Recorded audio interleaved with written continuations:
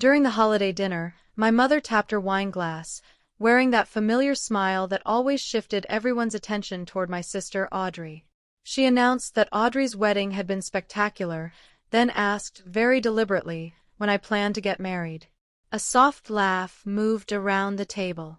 My father concentrated on carving the turkey as if it were an assignment of great importance. Audrey said nothing, only watched me with guarded eyes. I set my fork down and calmly said that I was already married and that invitations had been sent to everyone. The silence that followed was immediate and heavy, thick enough to feel. My father finally spoke, his voice low, saying they had never received anything. I reached into my purse, and that single movement seemed to pull every hidden truth to the surface. From a young age, I understood that my family valued appearances above all else. Perfect photos, impressive milestones, and polished stories to share with others. In those stories, Audrey was always the lead. As a child, I didn't resent it. I accepted it as normal, assuming one sibling shone while the other quietly made room.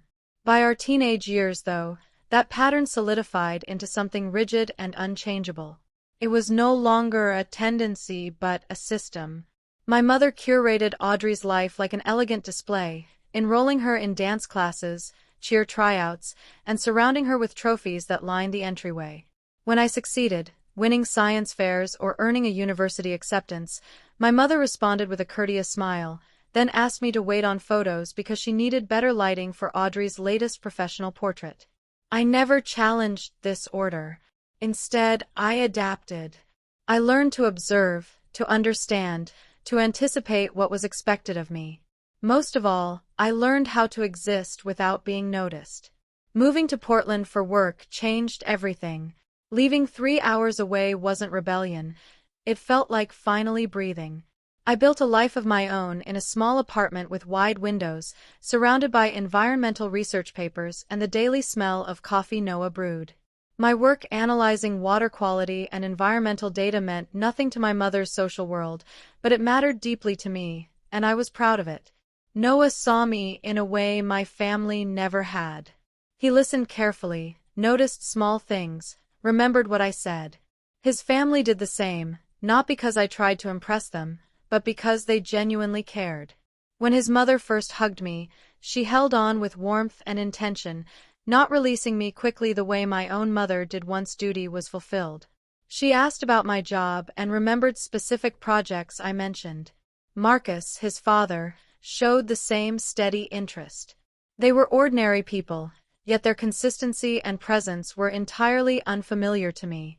So when Noah proposed by the waterfront on a misty June morning, I said yes without hesitation. We chose not to have a grand ceremony. Instead, we picked a small coastal church and invited only the people who truly understood us, keeping everything honest and simple. The one thing I hoped for, persistently and quietly, was that my parents and sister would come, choosing me just once. I designed the invitations myself, had them printed early, and sent them with signature confirmation because I knew my family often discarded what they deemed unimportant. I checked the addresses repeatedly, tracked the deliveries obsessively, and when confirmation showed every invitation had arrived, I finally relaxed. After that, nothing happened. No calls, no messages, not even a congratulations in the family group chat. Weeks passed, then the wedding day came and went with complete silence from them.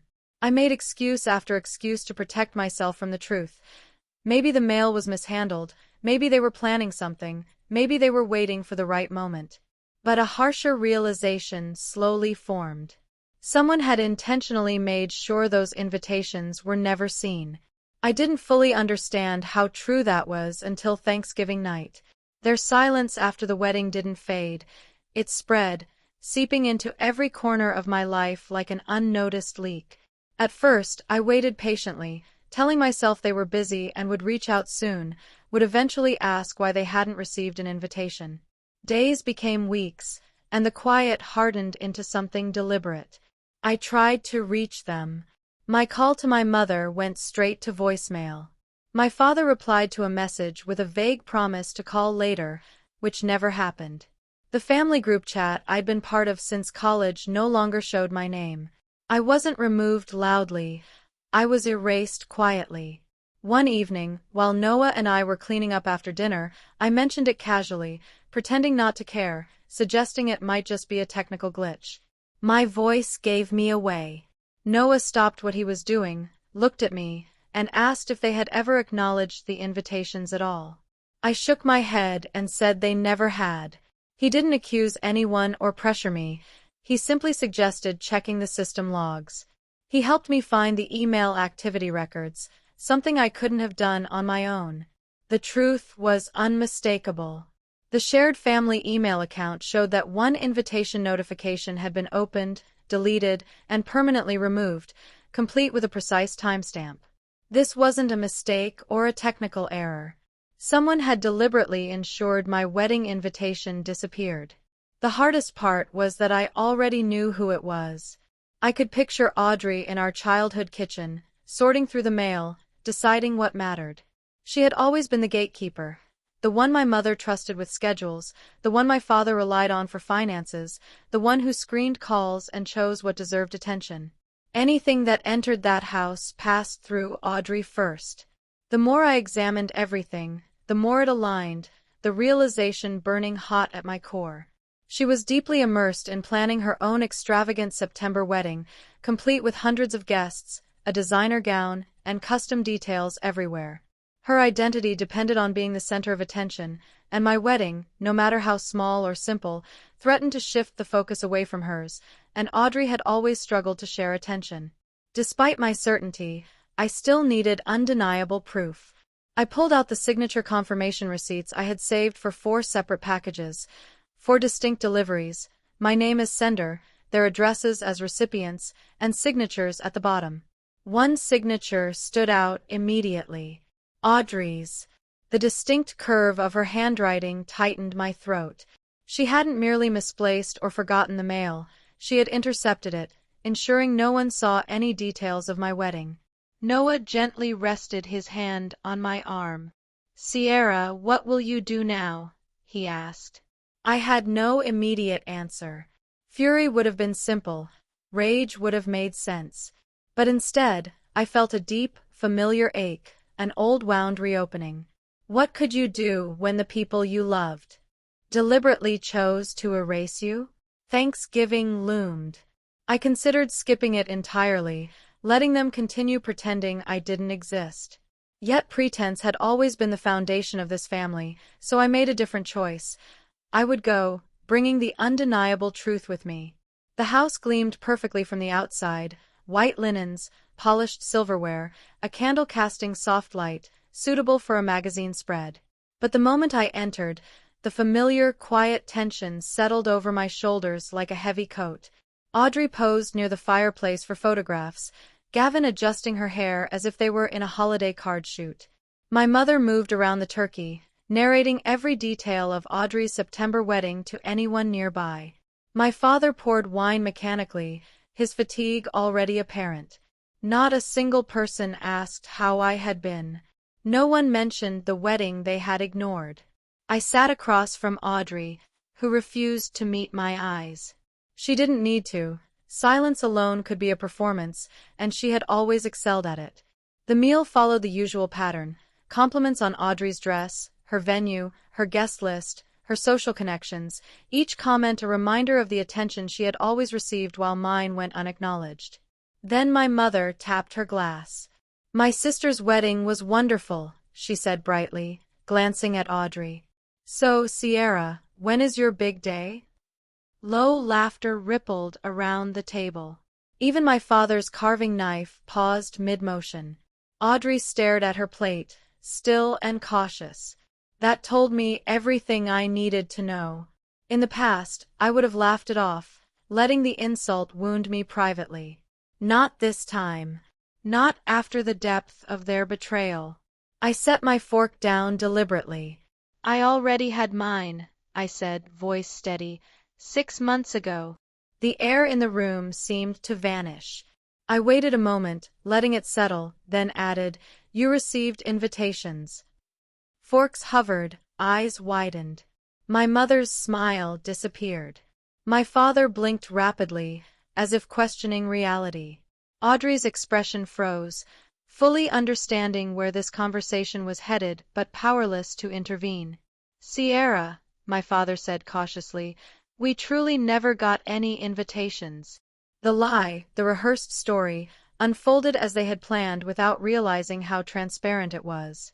Something inside me shifted, not rage, not a desire for revenge, but clarity. "I anticipated that," I said softly, reaching into my bag and placing my phone on the table. The screen glowed, reflecting in the wine glasses and candlelight like a sharp-edged mirror. Every pair of eyes fixed on the device. This was a boundary I had never set, a line I had never dared cross, until now. The moment I refused to let my reality be rewritten. I opened the delivery records, the truth ready to crash over them. The room fell silent, still as a storm's calm before hitting the shore. The receipts appeared in order, 4 deliveries, for verified signatures. I zoomed in on the first and held the phone up. The looping signature at the bottom was unmistakably Audrey's. My mother gasped sharply into her hand. My father leaned forward, scrutinizing. Gavin's eyes darted between screen and wife. Audrey sat frozen. My heart pounded, but my voice was calm. "Delivered April 23rd, I said. Audrey signed for all 4 invitations.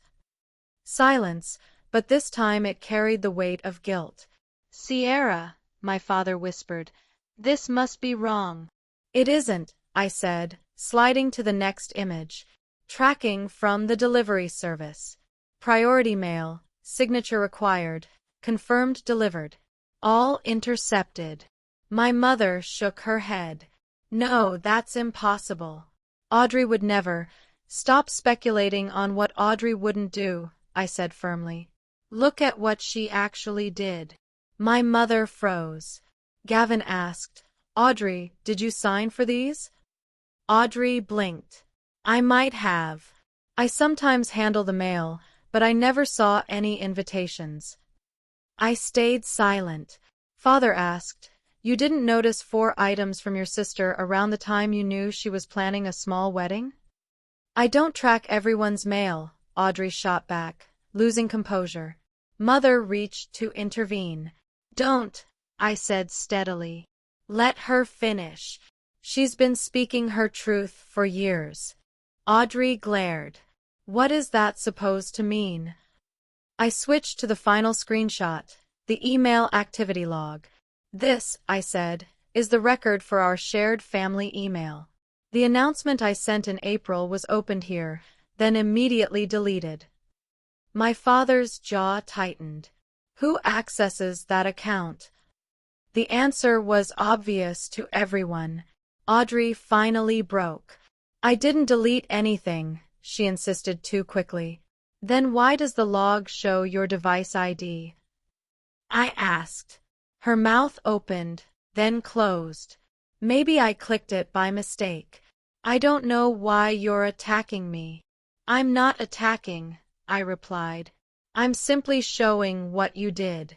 My mother exhaled sharply. "Why would Audrey hide your wedding? That's unthinkable." "Why?" I repeated. "My wedding was in June. Hers was in September. You didn't want mine discussed before yours." Audrey flinched. "That's crazy. You always distort things to make me look bad." "No," I said firmly. "You did this entirely yourself." Gavin's chair scraped as he stood. "Audrey, tell me if this is true." She looked down, breathing unevenly. "I don't. Everyone thinks Sierra is so faultless. She never demands anything. She makes everyone feel." "Feel what?" I asked quietly. She stood abruptly. "Guilty. Small. Like she doesn't even have to try." The real admission surfaced. I leaned back. "So you hid my wedding because it was quiet, because it wouldn't compete with your huge cake and expensive musicians." "That's not it," she gasped. But the truth had settled. "Sierra," my father said, pleading, We honestly didn't know. If we had, we would have attended. You would have come. I'll finish for you, I said. After years of missing every milestone and putting Audrey first, he closed his eyes. My mother's face was strained. You cannot put all the blame on us. We tried our best. No, I corrected. You tried your best for Audrey. For me, you did the minimum and called it equality. Audrey sank back, defeated. I didn't lose my family tonight, I said. I just stopped pretending I had one. My mother gasped.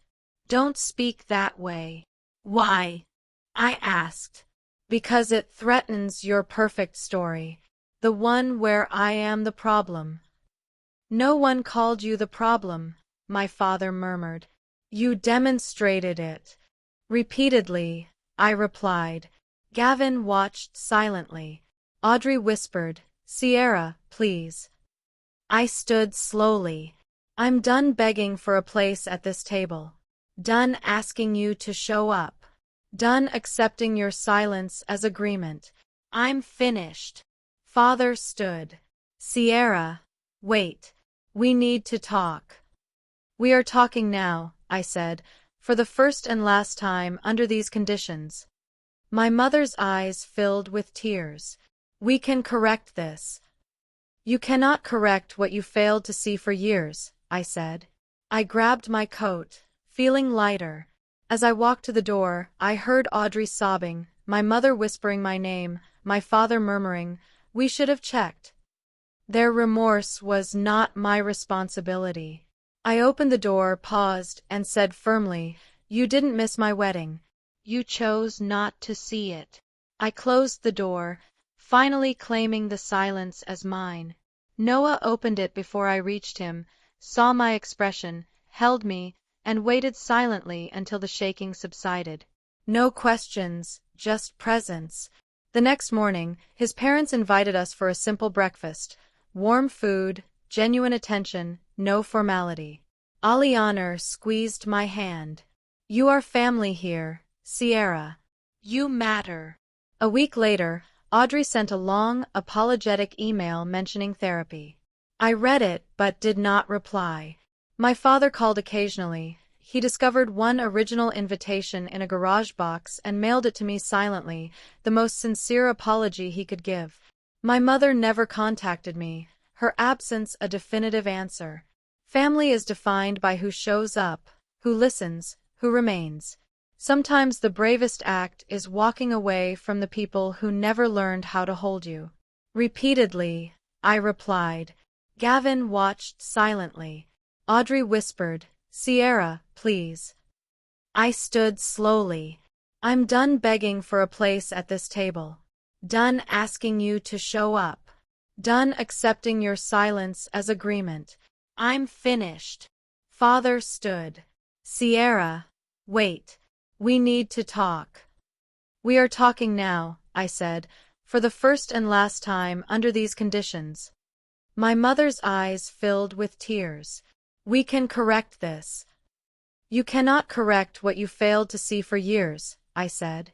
I grabbed my coat, feeling lighter. As I walked to the door, I heard Audrey sobbing, my mother whispering my name, my father murmuring, we should have checked. Their remorse was not my responsibility. I opened the door, paused, and said firmly, You didn't miss my wedding. You chose not to see it. I closed the door, finally claiming the silence as mine. Noah opened it before I reached him, saw my expression, held me, and waited silently until the shaking subsided. No questions, just presence. The next morning, his parents invited us for a simple breakfast. Warm food, genuine attention, no formality. Alianar squeezed my hand. You are family here, Sierra. You matter. A week later, Audrey sent a long, apologetic email mentioning therapy. I read it but did not reply. My father called occasionally. He discovered one original invitation in a garage box and mailed it to me silently, the most sincere apology he could give. My mother never contacted me, her absence a definitive answer. Family is defined by who shows up, who listens, who remains. Sometimes the bravest act is walking away from the people who never learned how to hold you. Repeatedly, I replied. Gavin watched silently. Audrey whispered, "Sierra, please." I stood slowly. "I'm done begging for a place at this table. Done asking you to show up. Done accepting your silence as agreement. I'm finished." Father stood. "Sierra, wait. We need to talk." "We are talking now," I said, "for the first and last time under these conditions." My mother's eyes filled with tears. "We can correct this." "You cannot correct what you failed to see for years," I said. I grabbed my coat, feeling lighter. As I walked to the door, I heard Audrey sobbing, my mother whispering my name, my father murmuring, "We should have checked." Their remorse was not my responsibility. I opened the door, paused, and said firmly, "You didn't miss my wedding. You chose not to see it." I closed the door, finally claiming the silence as mine. Noah opened it before I reached him, saw my expression, held me, and waited silently until the shaking subsided. No questions, just presence. The next morning, his parents invited us for a simple breakfast. Warm food, genuine attention, no formality. Alianar squeezed my hand. "You are family here, Sierra. You matter." A week later, Audrey sent a long, apologetic email mentioning therapy. I read it but did not reply. My father called occasionally. He discovered one original invitation in a garage box and mailed it to me silently, the most sincere apology he could give. My mother never contacted me, her absence a definitive answer. Family is defined by who shows up, who listens, who remains. Sometimes the bravest act is walking away from the people who never learned how to hold you.